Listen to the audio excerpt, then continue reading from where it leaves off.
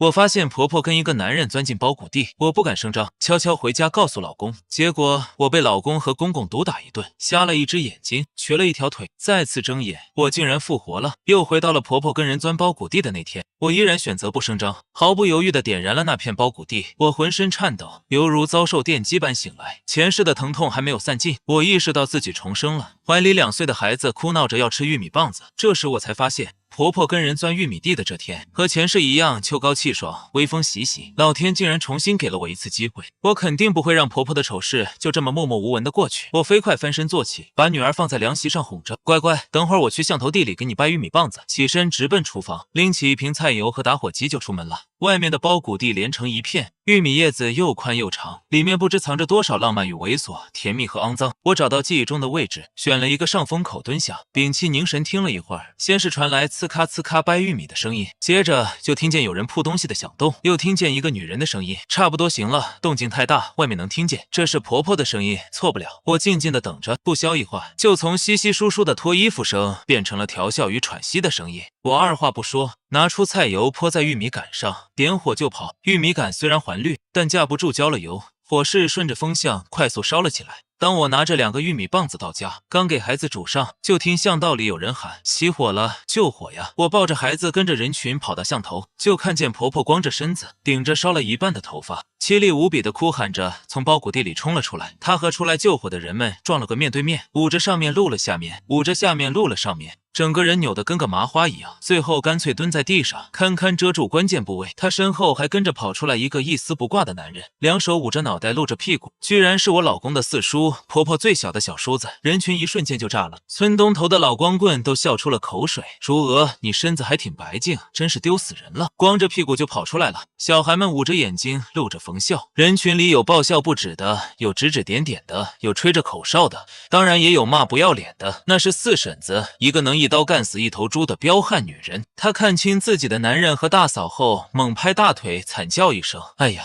我叫你个不要脸的婊子！你敢勾搭我男人，今天我不把你皮给揭了！”她晃着壮硕的身子，迈着阵地的脚步，2、3下冲到婆婆面前，抡圆了胳膊就是一巴掌。这一巴掌直接把婆婆打倒在地，她捂着脸的指缝里渗出丝丝血迹。四弟妹，不是你想的那样！婆婆哭喊着。四婶子哪肯听，抬脚就踹，幸好被几个人拦腰挡住。抬眼一看，是公公、二叔、三叔，3个叔子居然去护光溜溜的大嫂。二婶、三婶一看自家男人去护一个破鞋，瞬间就炸毛了。二婶脱了鞋，攥在手里就往前扑，嘴里还骂着：“你这个窝囊货，看我不抽烂你的脸！你连自己大嫂都勾引。”三婶手里拿着棒槌，也冲着婆婆打过去。婆婆在妯娌里面年纪最小，又生得最白净，平时就和几个小叔子眉来眼去，妯娌们早就看她不爽了。现在跟老四的丑事曝光的这么劲爆，大家估摸着平时的猜疑8成都是真的，群情激愤，一时间不知道谁和谁是一波。3个妯娌打大嫂，3个叔子拉自家媳妇，公公手忙脚乱的脱了外套给婆婆披上，婆婆一有衣服遮丑就想着还手，她一还手，3个妯娌打得更猛，场面乱成一团，拉架的都不知道该拉谁。我扭头看见老公朝这边跑过来，忙吓得蹲在一边角落里哭，孩子哭得凄惨，我哭得颤抖。后来村长和村支书带了人过来，才把这一群人拉开。2个光溜溜的人在一片哄笑声中各回了家。我回到家装作透明人，躲进屋里锁上房门，不想沾染他们家一点点是非。回想上一世，我发现婆婆的丑事，但不知道那个男人是谁，自己不敢声张，悄悄告诉老公，结果被他一顿毒打。后来公公进来问清缘由，也跟着一起殴打我，边打边骂我是丧门星，威胁我敢出去乱说就杀了我。我被打到一只眼瞎，一条腿瘸，我报了警，但是公公托了村支书和妇女主任，硬是把我的案子撤了回来，说是家庭矛盾，男方已经知道错，并保证再不犯了。老公在派出所一脸诚恳地给我道歉，写保证书，民警对他批评教育一番就放回来了。我气不过回了娘家，伤好的差不多能下床后，我就提起了离婚诉讼，但是他们坚持不同意，一审没有判离。我在娘家养伤的时候，他们没有给1分钱的医疗费。我爸爸拿着一审判决书上门讨要治疗费，被那丧尽天良的父子打了回来。为了挣钱给我治伤，我父母干完农活就去镇上摆摊卖馄饨包子。可是没过几天，我父母的馄饨摊就经常被镇上的混混找茬。现在想来，应该也是他们家的手笔。当时我爸实在忍不下去，和那帮混混理论了几句就被打倒。送医院后查出脑溢血，没有抢救回来。我们报警后，就有人给我家大门泼狗血、泼粪便，逼我们撤诉。我和妈妈吓得门都不敢开，左邻右舍不堪受扰，也也不敢出头，都劝我们出去躲几天。我和妈妈确实担惊受怕，不敢住在家里，就去镇派出所旁边的招待所住着，等爸爸的案子调查结果。张所长还帮我们申请了人身保护令，我们母女才安宁了几天。可是好景不长，婆婆因乱搞男女关系得了脏病，他们全家人闹到我们村，说我在婆家搞破鞋，染了脏病传染给他们家。他们还撬开我家门锁，把我家的家具家电都抢走了。听说我和妈妈躲到了镇里，他们也追到镇上，到处说我是破烂有脏病。招待所老板当天就来赶人，还让我们多交200块的消毒费。一时间，我们母女陷入舆论漩涡，流落街头，被人指指点点，甚至被扔烂菜叶子和垃圾。我妈不堪受辱，喝了百草枯，送到医院，第2天就不行了，留下我一个瞎眼瘸腿的残废和女儿相依为命。想到这里，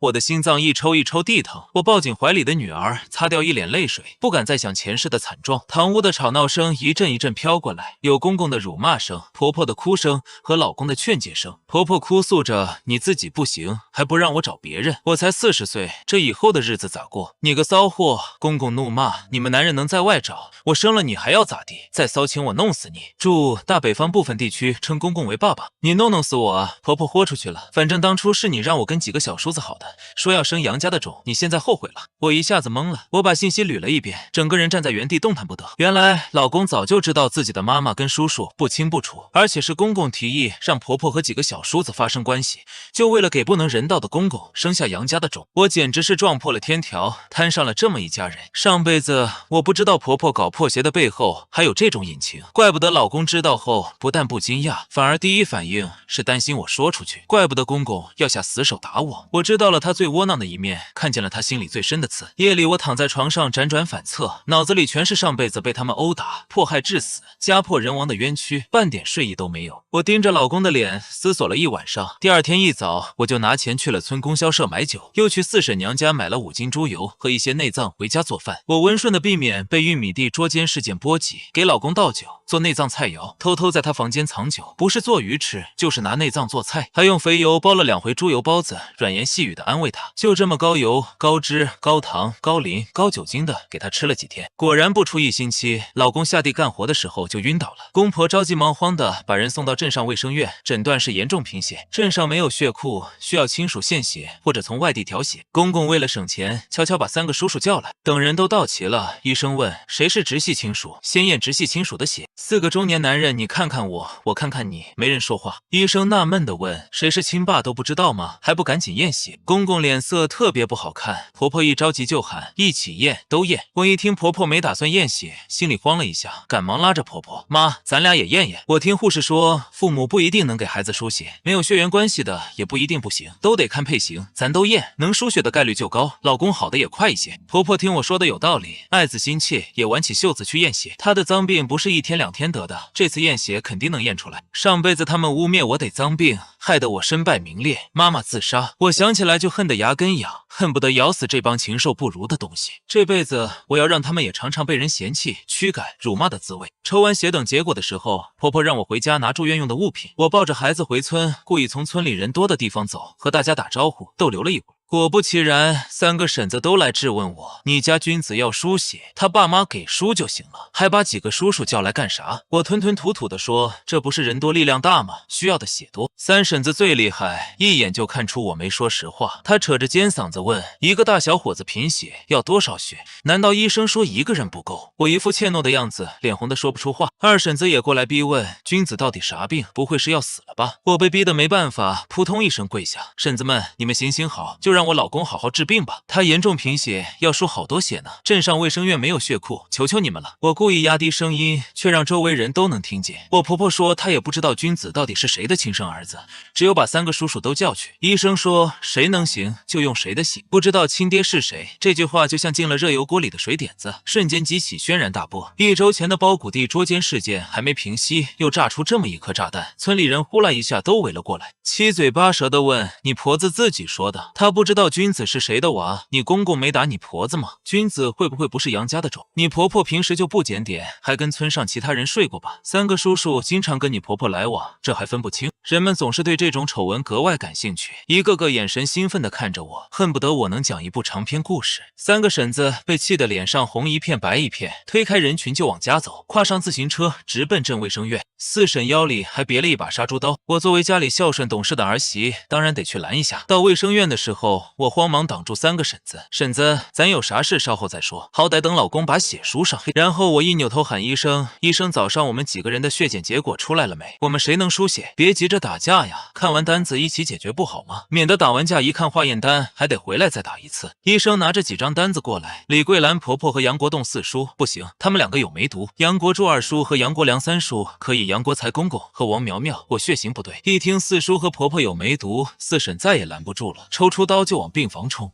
你个破烂货，看我不戳死你！卫生院的医护人员都吓了一跳，叫保安的叫保安，报警的报警。四婶那气吞山河的架势，没人敢拦，就这么像一座小山一样，轰隆隆冲了过去。2婶和3婶一听自家老公都能和侄子对上血型，脸上也白一阵黑一阵，气鼓鼓的想跟着四婶冲进去，突然又不放心的折回来问医生：“大夫，我家掌柜的确定没有梅毒吧？你们查的准不准？”医生说：“我们的化验没问题，但是梅毒有3个星期的潜伏期，建议和这2个人有过密切接触的人3周后再去大医院查一回。”2婶和3婶听得心里一惊，更生气了，追着4婶的步伐就去了病房。不多时，病房里就传出了撕心裂肺的哭喊声、打闹声、砸东西的声音，引来了其他病房的家属和病患，大家都一副看热闹的架势，整个走廊乱哄哄的。我抱着孩子，吓得不敢靠近，远远的看着。你个万人骑的贱货，老娘杀了你！四婶先是一把揪住婆婆的头发，随手一抡，将人砸在墙上，然后举着刀就要砍4叔和2叔。有人眼疾手快架住4婶的刀，公公赶忙上前想把刀夺下来。2婶一把揪住2叔的衣领，往后一拉，2叔摔了个屁股蹲。2婶拎着衣领拖着他就往外走。3叔胆子小，见3婶来了就往外跑。3婶狠狠瞪了他一眼，没搭理他，直接大巴掌抽在婆婆脸上，左右开弓。2婶从门外进来，3个妯娌围着婆婆打。4婶血气上头，手里的刀怎么也夺不下来，慌乱中一声惨叫，大家都不动了。婆婆捂着脖子倒了下来，鲜血往外喷，哐啷一声，刀掉在地上。公公傻愣愣的看着自己的手。4婶一看吓傻了，嘴里不停喊着：“不关我的事，都看见了，不关我的事。”公公也傻了一样，不停在裤子上搓着手。医护人员拨开看热闹的人群挤进来，快速有序的展开急救。警察到的时候，婆婆已经被白床单盖了头，一场闹剧就此落下帷幕。证据确凿，婆婆的案子很快就定案了。公公在看守所等着开庭，4婶被拘留半个月，其他人被批评教育后回了家。我把孩子送到我父母家，又回到了卫生院。毕竟夫妻一场，我可不能在她最需要我的时候离开。老公出院后，就开始张罗婆婆的丧事。婆婆的尸体拉回村的这天，村头堵满了人，还用拇指粗的麻绳拉了一条线拦住去路。她有梅毒的事早被2婶3婶宣扬的人尽皆知，现在全村人看见她就像看瘟疫一样避之不及。她不能进公坟，脏病死了也传染，人也不能抬进村，人死了病毒散出来咋办？赶紧拉走烧了，别脏了村里的地。大家七嘴八舌的不让尸体回村。老公那没受过委屈的倔脾气一下就上来了，都给老子让开！一个跟他年纪差不多的小伙子站出来，你 TM 给谁叫老子呢？一个野种，连你爸是谁都不知道，在这狗叫啥？今儿就不让你进村！野种2个字火上浇油，彻底惹怒了老公。他握紧自行车把手，骨节发白，大喊一声就把自行车扔了出去。自行车朝着人群砸过来，人太多又站得密集，大家左躲右闪，推推搡搡。好巧不巧，自行车刚好砸中了村霸的老婆。虽然村霸这几天去外地办事了，但大家还是不想惹这种活阎王。曾经村里一个小孩打了他们家孩子，那小孩一家人被追着打了1个月。村霸每天早上开门第一件事就是去那家门口蹲人。后来那家人实在受不了就搬走了。大家一看闯祸了，呼啦一下都散开各回了家，生怕受牵连。就这样，婆婆的尸体才拉进村。我们这边的习俗是要停灵3天才下葬，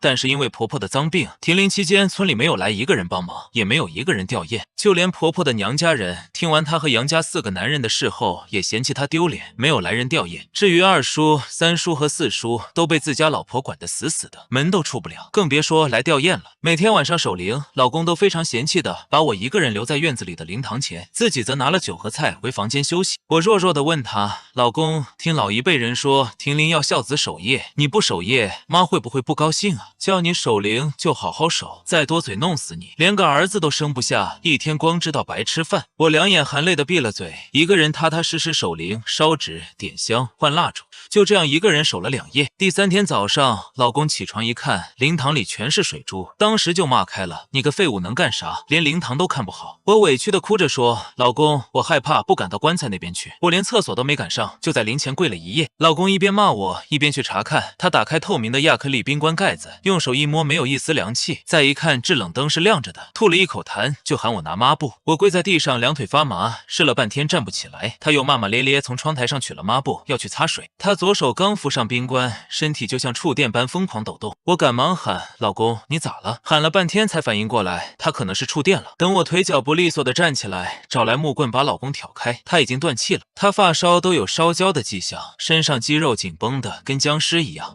手指头都成灰白色，死得透透的。看着他的样子，我心里呼出一口气，揉了揉稍微发麻的腿。开玩笑，刚才我要是能站起来，他怎么会自己去擦冰棺里的水珠？我看了一眼躺在冰棺里的婆婆，再看了眼地上趴着的老公，起身点了3支香，祈祷他们一路走好。前世我被他们全家害得父母双亡，眼瞎腿瘸，一个人带着女儿无处安身，被逼无奈和女儿偷偷回了爸妈家，结果还是被这个禽兽找上门。在我给女儿洗澡的时候，他将电线扔进澡盆里，活活电死了我们母女。可怜我女儿才2岁零2个月，每次想起我的心脏都像被车碾过一样，这辈子不把她变成烤猪都难消我一腔愤恨。第一晚守灵的时候，我听到屋子里鼾声震天，开门把四婶迎进来，你现在就去动手，什么都别管，什么都不知道，明白了没？四婶浑身颤抖，一脸横肉，恨恨地看着我。我低下头，默默回到灵前，把跪地的茅草拢了拢，抱着一床褥子就去睡觉了。四婶戴上提前备好的绝缘手套，拔出冰棺插头，把连接插头的那节线放在强碱水里泡了一晚上。第二晚守灵的时候，我依然在那个时间迎四婶进门，依然抱着褥子沉沉睡去。她用相同的操作，把那些电线放在强酸液体里泡了1个晚上，然后将插头后面的线放在地上摩擦，踩2下绝缘层就掉渣了。做好插头接线和绝缘层的风化损坏后，她将零线揪了出来，折出一个翘起来的弧度，刚好能触碰到冰棺的金属表面，然后把插头和线擦干，重新插上电。四婶走后，我虚掩上院门，低眉顺眼的回到灵堂。3天前，婆婆的尸体运回来以后，老公去联系冰棺和丧葬事宜，我去买纸扎、香烛和祭品，然后我给2叔、3叔和4叔每家都买了一份礼品，恳请他们能来帮忙张罗婆婆的丧事。3个婶子都把礼品扔了出来，叫我滚远点。我跪下来哭着恳求他们，看在我公公的面子上，就去看一眼吧，哪家没有长辈？说出去，咱老杨家的脸都挂不住。老杨家哪来的脸？不都叫你那不知廉耻的婆子给撕烂完了？滚滚滚！叔婶子不去，你们好歹去一趟啊！你忍心看着老公一个人张罗这么大的事？不提老公还好，一提起这个名字，3家婶婶都像被点了炮仗一样，尤其是四婶，直接从门后抽出大门栓就朝我砸来。我硬生生接了一下，额头上流出的血糊住了眼睛，吓得四叔一激灵，赶忙扶我起来，进屋给我包扎伤口。说到底，对不起四婶的不是我。见我被四婶打伤，她心绪平和了些，也愿意平心静气的同我说会话。我刚把手里的3支香插进香炉，转身打算喊救命，就只见村霸气势汹汹的拿着铁锹进了院门。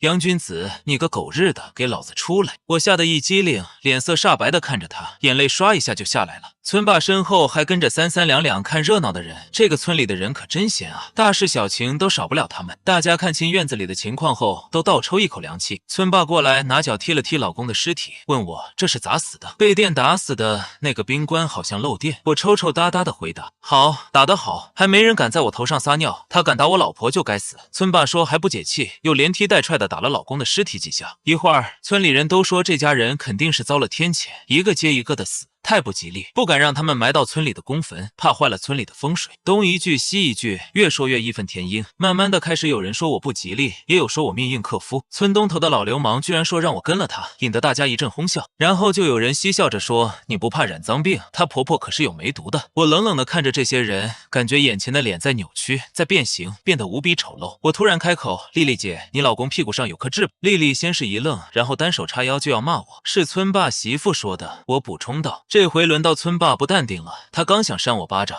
我忙往旁边一闪，继续说：王叔，你全家都爱吃辣子，但你儿子对辣子过敏吧？因为他不是你亲生的。王叔的老婆朝我吐了口水，骂道：你个贱人，满嘴喷粪，胡说啥呢？我白了他一眼，继续说：去奶奶，你那个玉镯子不见了吧？是你儿媳妇偷走给他娘家妈了。李婶，你是不是觉得班里的张老师跟你关系可好了？你还给他买了辆自行车，其实他和你男人有一腿，还在背后说你2面3刀没人品，说你男男人看不上你。村爸，你媳妇耳朵背后有一道深深的疤，是跟张二狗钻玉米地的时候被你打的孩子划破的。我多少有点魔怔了，看着这群人张牙舞爪，心里却无比痛快。前世任凭我怎么呼救，这帮人始终是趴在门缝上看热闹，没人劝阻，没人制止，没人报警。当初他们污蔑我有脏病的时候，消息能快速散播到全镇，这帮人可是出了大力气的。我看着这帮魔鬼，每个人头顶都冒着黑气，自私、虚伪、恶毒、贪婪。我笑着笑着笑出了眼泪。这帮人咒骂着，推搡着，最后竟神奇的达成一致，他们要烧了这个院子，烧干净婆婆身上的脏病，烧掉老公身上的暴力，同时烧死我。好像我揭露的这些丑事会跟我一起被烧成灰，风一吹就没了，然后他们就可以当做什么都没发生过，继续以前的生活。这女人命硬，克死婆婆，克死男人，还克得公公坐牢，迟早克到村里人头上。就是这一家子都不干净，这院子也不干净，烧了就干净了，不能叫他们祸祸全村，一把火点了，永绝后患。我站着不动，任凭他们把我的腿绑起来，手绑起来，冷冷地看着他们把厨房的油罐子拿出来摔碎，